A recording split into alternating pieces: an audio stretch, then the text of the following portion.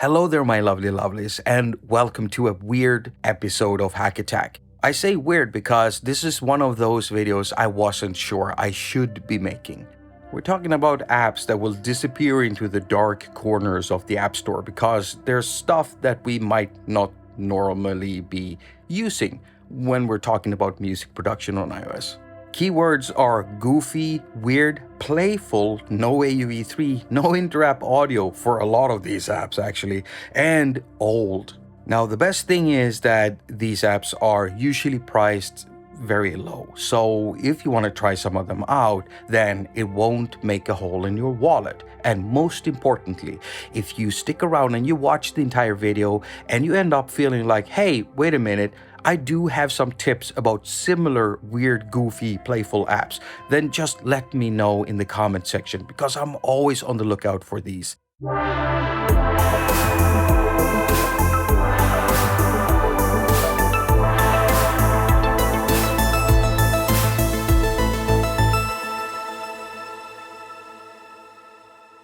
I want to start by talking about two apps from this same developer named Dave Sapien on the App Store. And the first app I want to mention is spectral. And if you're thinking to yourself, hold up, wait a minute, is this a goofy take on the ZX Spectrum?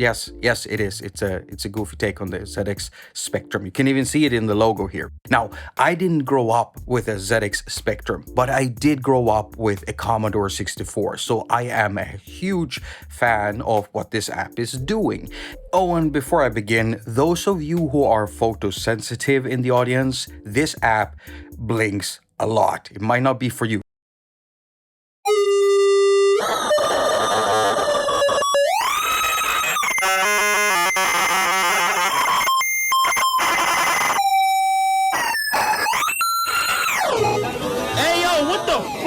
Now that's it. You put your finger on it, you drag up and down and sideways, and it does this thing with the sound and the flashy bars. And so most of you would probably say, hey, that's not very useful, but I'll take it if it's free. It's not free. It set me back $4.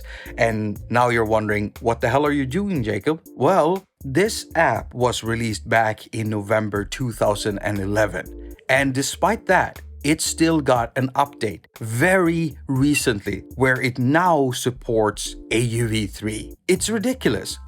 I love the hustle, man. Well, it turns out that Dave Sapien has made another similarly goofy app called Dial Upstrom. And some of my Discord members even pointed out that the logo contains this phone here. Well, yeah.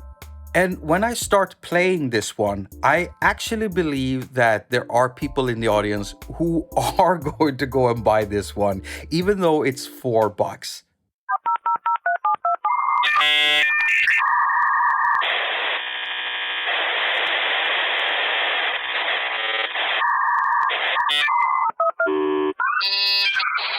Hey, that's pretty good.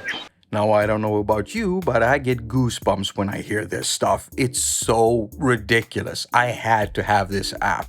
Now, I also mentioned the fact that it has AUV3 support, but before you run off to the App Store and buy this thing, it kind of backfired on me because I thought that the app would have the same functionality as an AUV3 as it does as a standalone app, but no, it doesn't. So both apps have no MIDI support and only touch support when you're loading them as standalone apps. And when you're loading them as AUV3, you don't have any touch support and instead you have to use MIDI keyboards.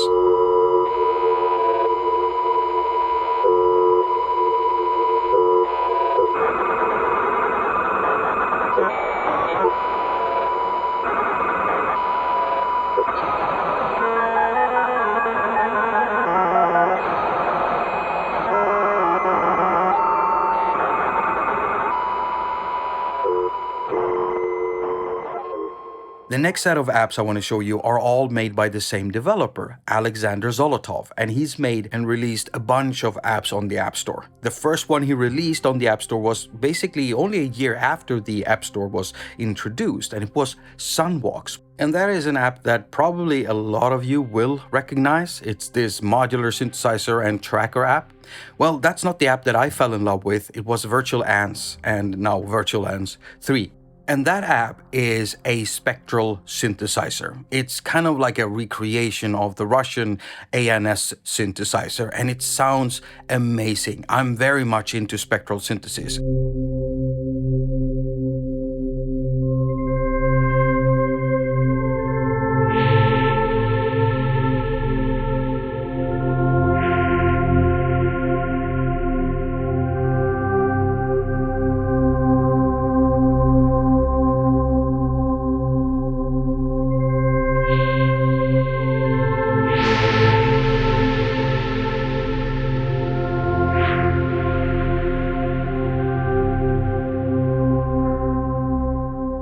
Now, why is this important? Well, it turns out that Phonopaper, the app I actually want to show you in this video, it does have the same synth engine as ANS in it. So what does Phonopaper do? Well, it doesn't support AUV3, it doesn't support inter-app audio, it only works as a standalone app. And its job is to record a maximum length of 10 seconds of audio and transform that into an image, which will then be a spectral representation of your audio. Once you've printed that picture, you can then scan that picture with Phonopaper and actually hear what was stored in there. Now, let me just add that you don't really need a printer. You can just make these images and then have them on an iDevice screen or on any other screen and scan or read the sound back with Phonopaper by looking at the screen. That works too. However, my partner did buy a laser printer a little while ago, a Brother, a good workhorse machine, love that thing. And I thought to myself, hey, I finally have a reason for making this video about Phonopaper, which I've wanted to do since all the way back in 2015, I think. So I grabbed my iPad and I went over to the printer and tried to print it out. But it turned out that my partner has been printing a lot, so there was no paper in the tray. And when I went to refill it, I couldn't find any paper and I didn't want to go to the store. But then I remembered that I did buy a pack of heavy matte paper back in, 1999 or 2000, 2001. And so I tried to find those and I did find that pack. It was still unopened and I opened it up, filled the tray with a few papers and got to printing. Yeah, the prints turned out really nice and then I got to scanning. Hello, I'm under the water. Please help me.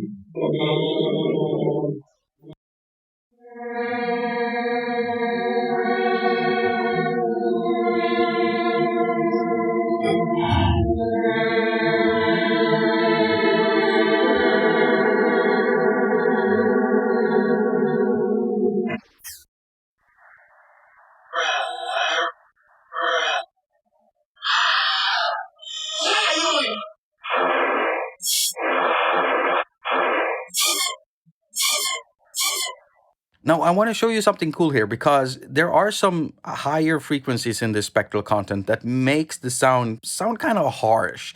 And if you want to filter it out, you can do that by using paper and just block out some of the higher frequency stuff in here. This is me using toilet paper to filter off the higher frequencies in this recording. Isn't that dope? Phonopaper is a very silly but very cool app, and I love this thing. Now that we have a printer, and I found my old photo papers from, actually I'm not sure if they're from the early 2000s or if I bought them like in 2010. It could be later. In any case, Phonopaper is 100% free with no in-app purchases, and you don't need a printer in order to use it. And while on the topic of ANS spectral synthesis, Alexander Zolotov's, and free apps, there is an app called Nature Oscillator. It's also 100% free, and the instructions on how to use the app is right there on the App Store. Yeah, it's a simple app. You just open it up and it basically uses the phone camera to read the environment and produce sounds with the ANS engine.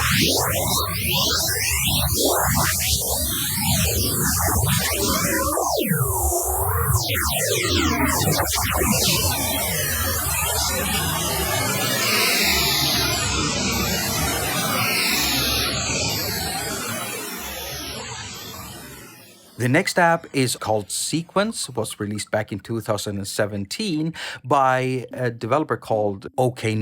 Okay. So what's looking like little weird creatures or bacteria or cells or whatever you might call them swimming around here are basically sequences. So they're sequences in a sea. Yeah, I get it. It's very funny with the name there. Let me just empty this out and make a new one. And yeah, as you can see here, every time I put in a note, something gets longer, right? And if I do here and here, they get longer. And yeah, there's a lot of fun stuff you can do in here. And I still haven't opted in for the full unlock yet, but I probably will because I'm having fun with this thing. And there are actually synth controls in here. And that is a big plus in my book.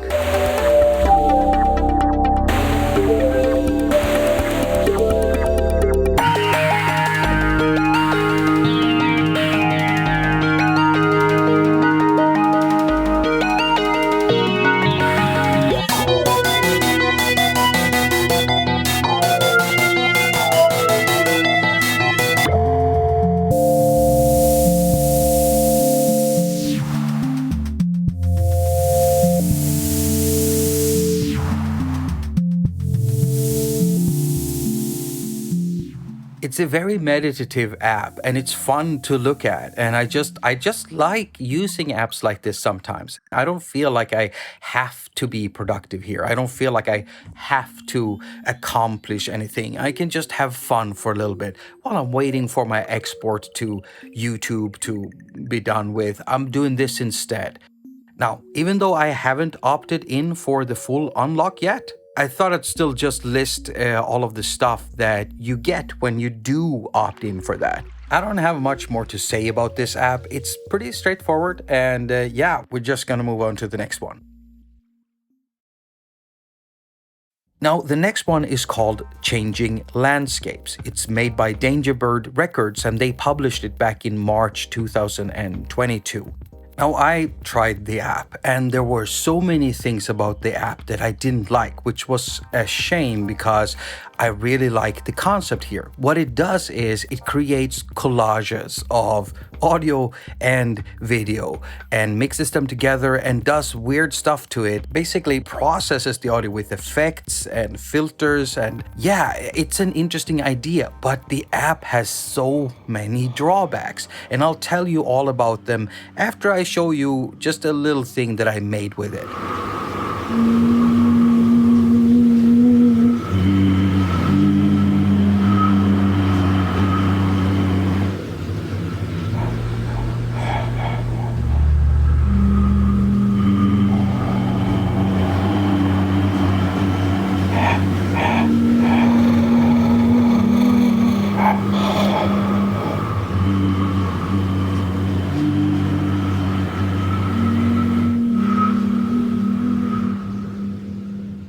I had no idea what the app would actually do with this thing, and so the result is as surprising to me as it is to you.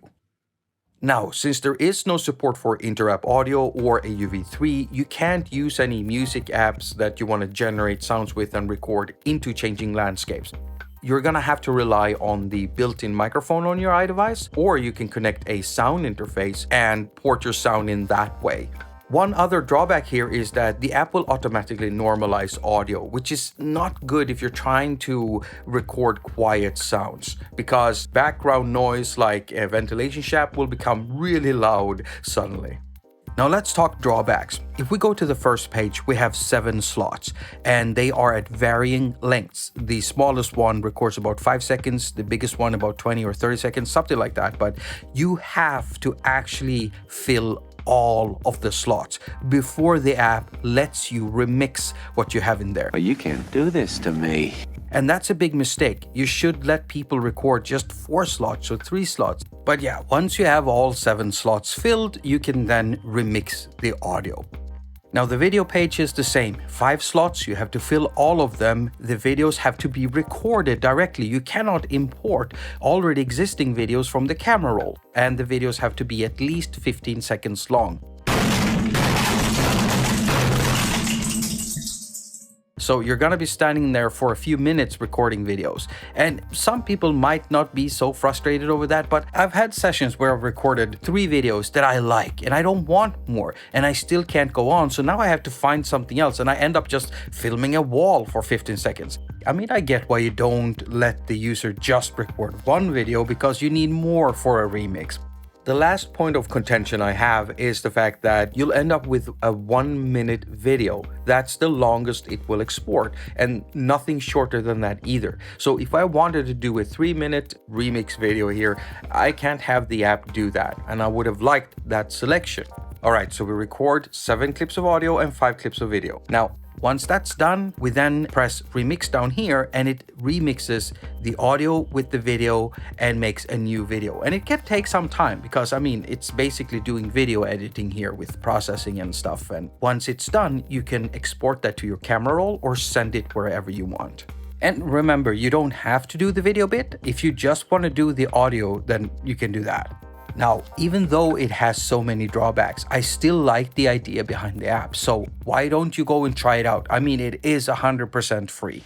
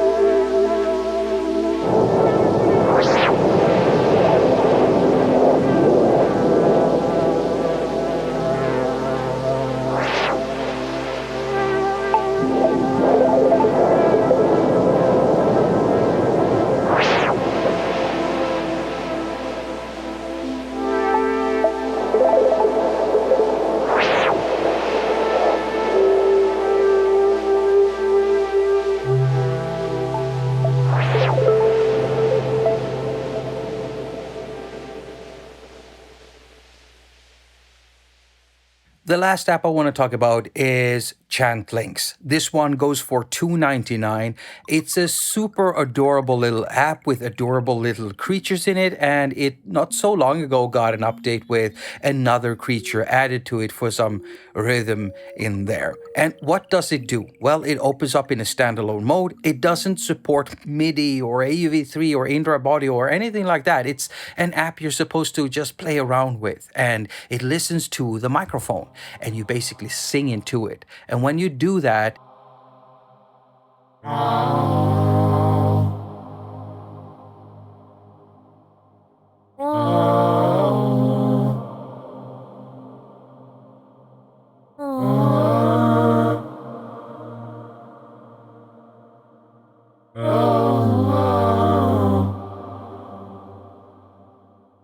I love little apps like these, and I had a little setup where I was sending the audio from my Duo 6A into the Chantlings app, and then with the filter I was controlling the way they were singing, and it turned out to be a really cool little session I had there.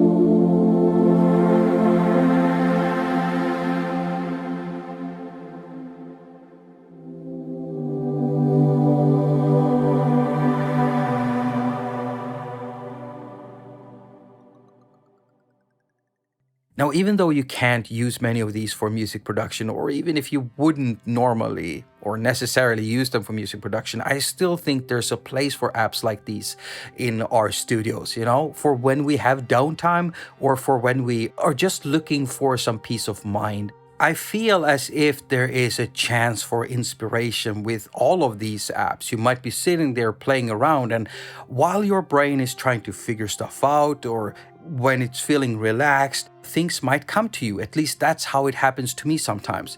Yeah, I think all of these apps are well worth having a look at least once by many of you, I'm hoping. And if you have any ideas on apps that are close to what Phono Paper does, or maybe like Sequence or the Chantlings app even, then please let me know in the comment section below. I'm always looking for weird outliers and, the odd ones out. Is that a proper term? I'm Swedish, so I don't know. And as usual, you can find all of the links to all of the apps I've been talking about down in the pinned comment and also in the description. But before you leave, I've been working on my App Raven account, and I did a video about this App Raven a little while ago. It's an app that I use in my work because it allows me to accurately track app data, like when apps were released, when they were removed from the App Store, when there were updates, price changes. You can see the entire history for them. You can also see availability, like when an app is getting blocked in a country or an entire region, like in the European Union, which is something that is becoming an increasingly bigger problem. And the reason to that being a problem is because 60% of my viewers are basically from the European Union. And this means that I don't even want to mention MyRec anymore. Why? Because it's blocked in the EU. If I mention it in one of my videos, only 40% of my viewers are going to be able to get it, while 60% are going to sit there twiddling their thumbs and not have access to it. And let me tell you, it's not the only app. There are thousands, tens of thousands of apps out there. Photo apps, video apps, picture apps, games, music apps that are just not available in the EU anymore. It's not a fun time to be in because when something gets blocked in the EU, if I haven't had time to buy it when it was available, if it ever was, then that means that I won't ever have access to it and I can't review it because I'm also in the EU. I'm from Sweden. Now, if you are into that stuff, tracking apps, checking out people's lists for apps that they like, tracking app sales, tracking in-app purchase app sales, then why don't you check out my App Raven video and maybe you'll get it for yourself and create your own account and then follow me. I will always follow people back when they follow me, and I have loads of lists that you can check out for apps that are similar to one another. Like if you want a list for convolution and impulse response apps, then I have a list for that. If you want to check out a list for just drum synthesizer apps, meaning apps that do drums with synthesizer engines, then I have a list for that. I got loads of them. Go check out my App Raven video and join up if you're interested. As usual, I wish you a very productive week. Now go finger all of your stuff and have a lot of fun doing it. Tiny Cow once lived in a tiny house with tiny furniture and tiny carpets. Tiny Cow missed its tiny house very much and hoped that it would be able to return to it someday. For now, Tiny Cow would just stand at the edge of the island and enjoy the sunset.